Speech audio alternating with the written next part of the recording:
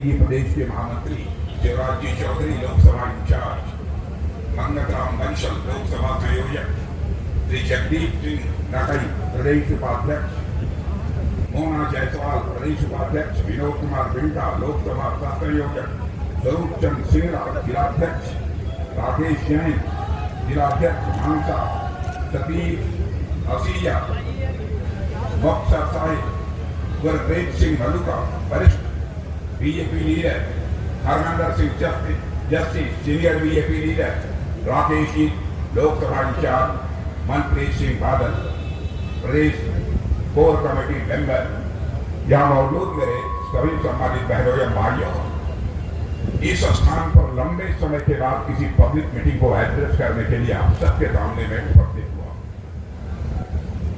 आप सबने तालियां बजाकर गर्मजोशी के साथ स्वागत किया है, लेकिन मैं मानता हूं स्वागत, अभिनंदन, सलाम दुआ कभी एक तरफा नहीं होना चाहिए, इसलिए मैं भी अपनी तरफ से शीश झुकाकर आप सभी बहनों भाइयों का हार्दिक अभिनंदन करता हूं। आप सभी बहनों भाइयों, जब भी मैं पंजाब आता हूं, हमसे ये कोई पूछे पंजाब किसे कहते हैं, तो मैं तो यही कहना चाहूंगा, पराक्रम, बल, साहस, शौर्य और देशभक्ति का संगम जिस धरती पर होता है उसे ही हम पंजाब कहते हैं।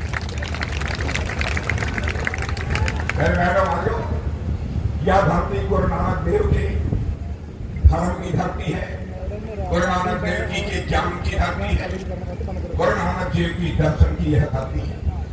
समाज की बुराइयों को दूर करने के लिए गुरु नानक साहब ने अपनी सारी जिंदगी खपाने का काम किया। गुरु नानक देव जी के आदेशों के अनुरूप भारतीय जनता पार्टी की सरकार इस समय केंद्र में चल रही है, और आपने देखा होगा जब से केंद्र में मोदी जी के नेतृत्व में भारतीय जनता पार्टी की सरकार आई है, बहनों भाइयों, इंटरनेशनल कम्युनिटी में, अंतर्राष्ट्रीय जगत में भारत का स्टेचर बढ़ा है। पहले इंटरनेशनल फोरम पर भारत कोई बात बोलता था तो भारत की बातों को जितना सीरियसली लिया जाना चाहिए उतनी सीरियसली नहीं लिया जाता था, लेकिन आज इंटरनेशनल फोरम पर भारत कोई बोलता है, सारी दुनिया कान खोलकर सुनती है भारत बोल क्या रहा है। यह भारत की हैसियत सारी दुनिया में बनी। मेरे बहनों भाइयों, देश की इकॉनमी, धन दौलत के मामले में भारत के बारे में सारी दुनिया में यह धारणा थी, यह गरीबों का देश है भारत, यह कमजोर लोगों का यह देश है भारत। इस भारत के बारे में सारी दुनिया में आज यह धारणा बदल चुकी है। जहां तक धन दौलत का प्रश्न है, इकॉनमी का प्रश्न है, 2004 से लेकर 2014 तक दुनिया के देशों में हमारी इकॉनमी, हमारे अर्थव्यवस्था का आकार यानी धन दौलत के मामले में दुनिया के देशों में भारत 11वें स्थान पर खड़ा था। लेकिन हमारे प्रधानमंत्री मोदी जी ने 8 वर्षों के अंदर वह करिश्मा कर दिया। हमारा भारत धन दौलत के मामले में दुनिया के देशों में जो 11वें स्थान पर खड़ा था, मेरे बहनों भाइयों, वह जंप लेकर आज दुनिया के देशों में 5वें स्थान पर खड़ा हो गया। मैं ही नहीं बल्कि दुनिया के अर्थशास्त्री और बड़ी बड़ी फाइनेंशियल फर्म सब इस बात का दावा कर रही है, दुनिया में सबसे तेजी से आगे बढ़ने वाली इकॉनमी, दुनिया में सबसे तेजी से आगे बढ़ने वाली अर्थव्यवस्था यदि किसी देश की है तो मेरे बहनों भाइयों, वो हमारे और आपके देश या भारत की है। मेरे बहनों भाइयों, लोगों का मानना है भारत यदि मोदी जी के नेतृत्व में ऐसे ही आगे बढ़ता गया, वह दिन दूर नहीं है, यानी 2027 2027 आते आते हमारा भारत दुनिया के टॉप 3 कंट्रीज में आकर खड़ा हो जाएगा। मेरे बहनों भाइयों, एक अमेरिका होगा, दूसरा चाइना होगा, तीसरा देश दुनिया में कोई होगा तो हमारा और आपका देश है भारत। यह भारत की हैसियत सारी दुनिया में बनी है। हमारे प्राइम मिनिस्टर का यह संकल्प है 2047 तक भारत को हम दुनिया की डेवलप्ड कंट्रीज के रूप में खड़ा करेंगे। यह कोई छोटा संकल्प नहीं है, एक छोटी प्रतिज्ञा नहीं है।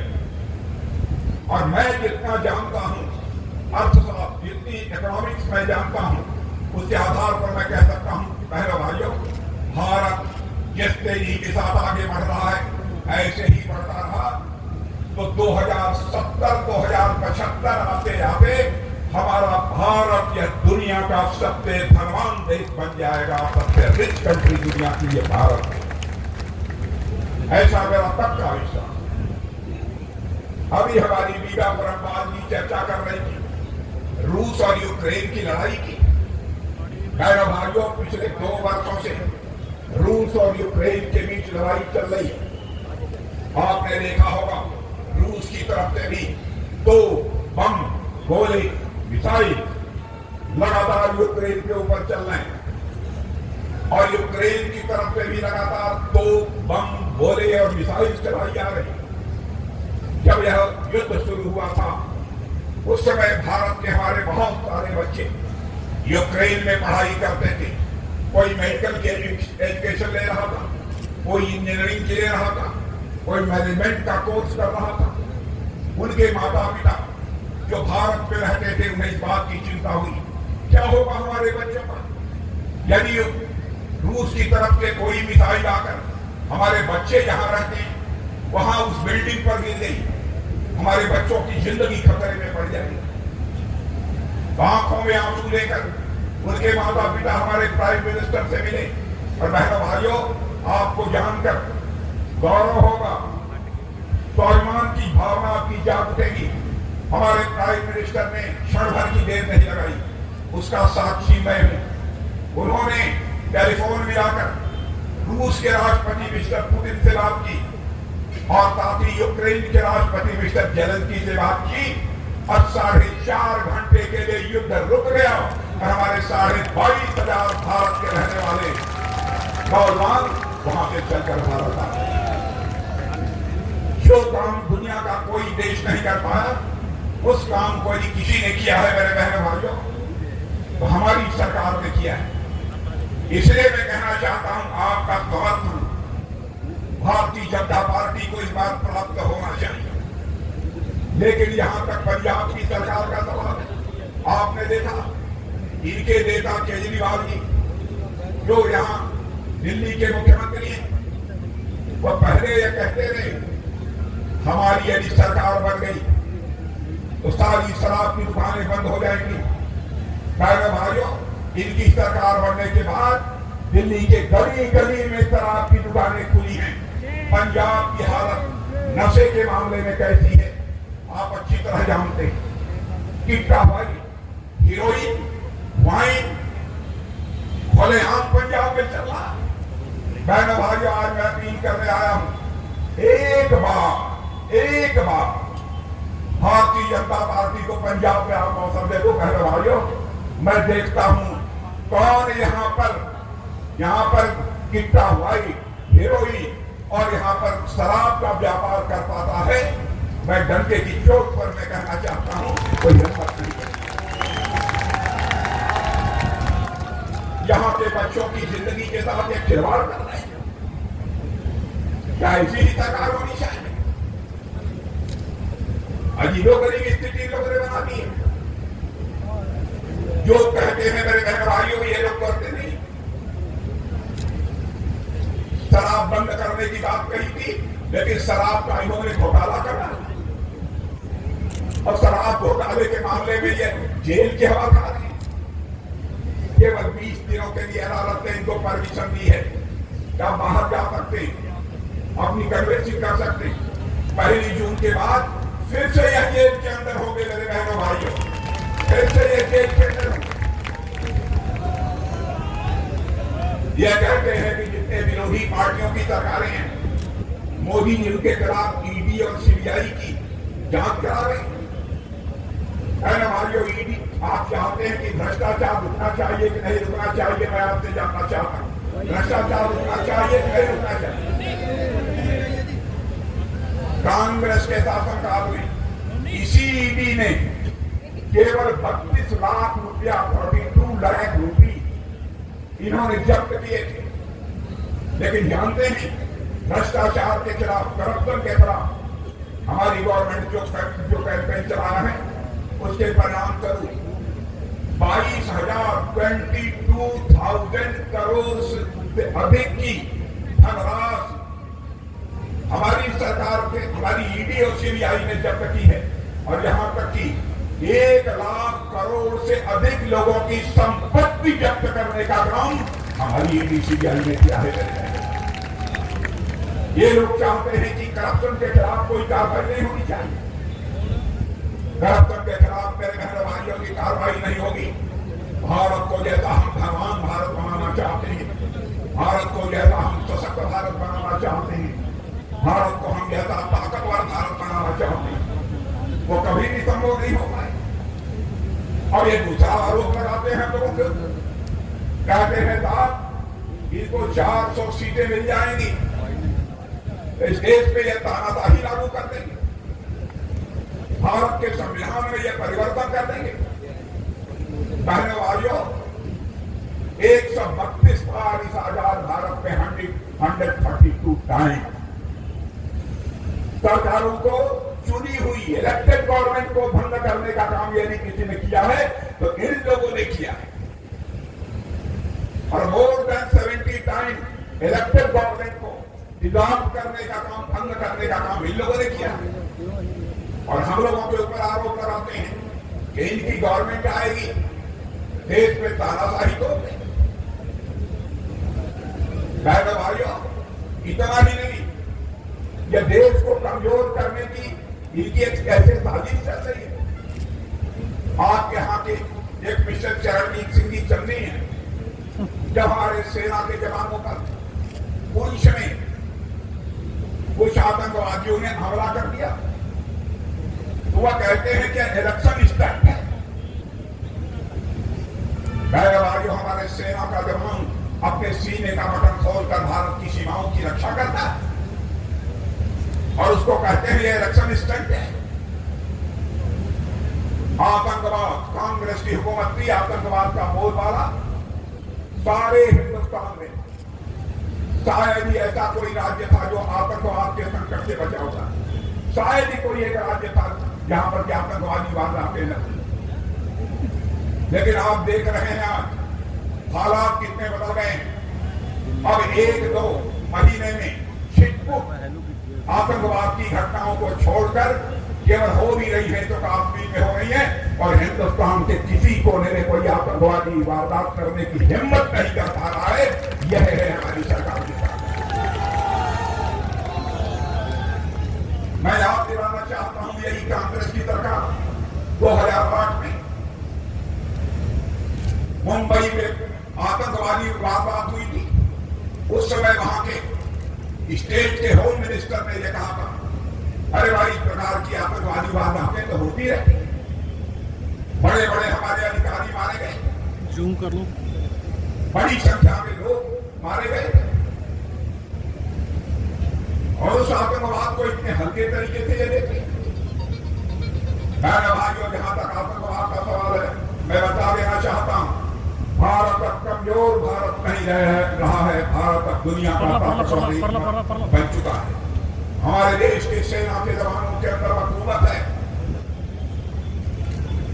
जरूरत पड़ी हम सीमा के पार मार सकते हैं और जरूरत पड़ी तो हम सीमा के उस पार भी जाकर मार सकते हैं। मेरे भाइयों, आज हमारे देश की बात है।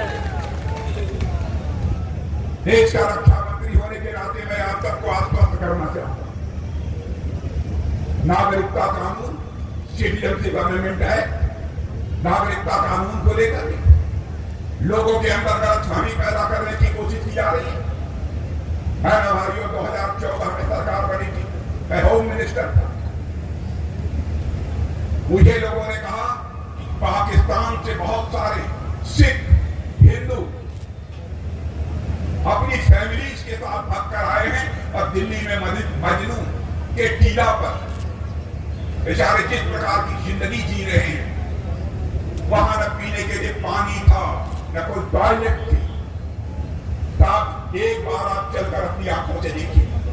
बहनों भाइयों, मैं स्वयं होम मिनिस्टर के रूप में चलकर दिल्ली के मजनू टीला पर देखा। मैंने देखा कि वहां से आई हुई चाहे सिख हो चाहे हिंदू हो, माताएं बहनें किस प्रकार की जलालत की जिंदगी जी रही। आगे ही मैंने प्रधानमंत्री मोदी से चर्चा की और मैंने कहा, मोदी जी अब इस पर एक नागरिकता कानून बनाया जाना चाहिए। मोदी जी कहा, राजनाथ सिंह वो है। और मेरे बहनों भाइयों, हम लोगों ने नागरिकता कानून बनाया, हम लोगों ने नागरिकता कानून बनाया जिसका भी पाकिस्तान, बांग्लादेश, अफगानिस्तान में धार्मिक उत्पीड़न होगा, यदि वह भारत आता है तो सब सम्मान उसको हम भारत की नागरिकता देंगे, ना भारत की सिटीजनशिप। इन सब सारी चीजों की ओर किसी का ध्यान गया है बहनों भाई? हमारी ही सरकार करे, कांग्रेस ने कभी भी इनकी चिंता नहीं की। भारत का जहां तक प्रश्न है, भारत का धरती की ही बात नहीं करता है बहनों भाइयों, सूर्य की भी बात करता है, चंद्रमा की भी बात करता है, मंगल ग्रह की भी बात करता है। आपने देखा हो हमारे देश के वैज्ञानिकों ने यह कोशिश की थी कि हम चंद्रमा तक पहुंचे, लेकिन जब कामयाबी उनको नहीं मिल पाई तो उसके बाद हमारे प्रधानमंत्री ने वैज्ञानिकों से मिलकर उनकी पीठ थपथपाई थी और यह कहा था, मेरे बहादुर वैज्ञानिकों, चिंता मत करो, कितने पैसे की जरूरत होगी आपको मुहैया कराया जाएगा। उनकी हौसला अफजाई की और उसके बाद ऐसे हालात पैदा हो गए कि हमारे देश के बहादुर वैज्ञानिकों ने चंद्रयान 3 तैयार कर दिया बहनों भाइयों, और वह चंद्रयान 3 चंद्रमा के साउथ पोल पर पहुंचकर वहां पर उसका लैंडर लैंड कर गया मेरे बहनों भाइयों। और चंद्रमा के साउथ पोल पर पहुंचने वाला यह भारत, यह दुनिया का यह अकेला देश बन गया। हर दृष्टि से भारत तेजी के साथ आगे बढ़ता जा रहा है। इसलिए मैं आप सभी से अपील करना चाहता हूं, आप भारतीय जनता पार्टी की सरकार बनने जा रही है। यह केवल मैं नहीं कह रहा हूं, दुनिया के सारे देश कह रहे हैं, सारे राजनीतिक विश्लेषक की सच्चाई को मानते हैं। राहुल जी की हालत यह हो गई कि पाकिस्तान के farmer minister mister Fawad Hussain इनकी तारीफ कर रहे हैं, प्रशंसा कर रहे हैं। वह कह राहुल ऑन फायर। भाइयों, ये बात समझ में नहीं आई। पूरी फ्रंट कैमरा करो, फ्रंट कैमरा कर दे पूरी। अब पाकिस्तान के लोग फ्रंट कैमरा कर दे, फिर होगा। पहले अमेठी हारे तो केरल चले गए, अब रायबरेली से चुनाव लड़ रहे हैं, अब रायबरेली से हारेंगे तो कहां जाएंगे यह मैं नहीं जानता, वो खुद ही जानते हैं। और इस समय बदला है, अजीबोगरीब स्थिति लोगों ने पैदा की और हम लोगों ने अभी फैसला किया है मेरे बहनों भाइयों कि हम इस देश में बार बार चुनाव नहीं चाहते, क्योंकि समय की भी बर्बादी होती है और साथ ही साथ रिसोर्सेज संसाधन की भी बर्बादी होती है। इसलिए हम लोगों ने फैसला किया है, इस बार हमारी सरकार बन रही है, सरकार बनने के बाद 5 साल के अंदर ही 1 नेशन 1 इलेक्शन की व्यवस्था की जाएगी।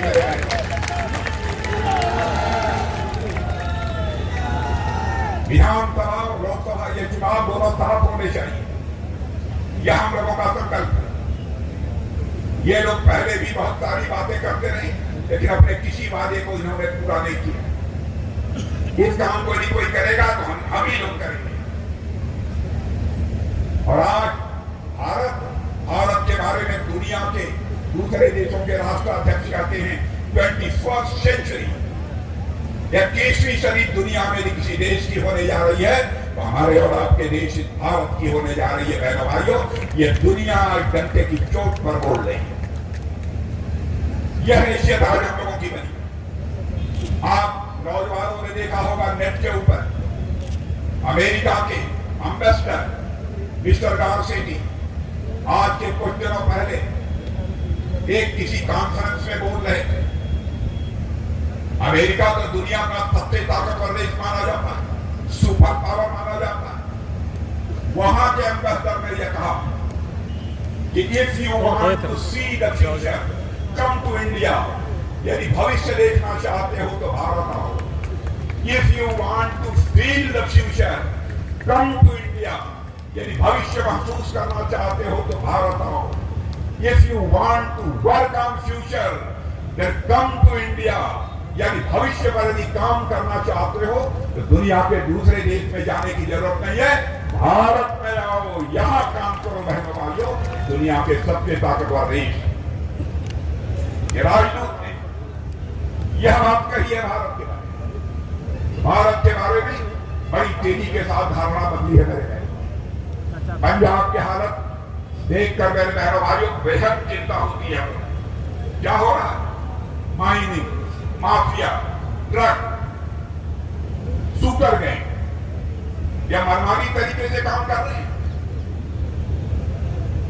और पूरी राज्य सरकार इस समय भारी कर्ज में है और यहां के मुख्यमंत्री मौज में है और यहां के मुख्यमंत्री बराबर अपने दिल्ली के दरबार में वहां पर हाजिरी लगाने के लिए जाते हैं.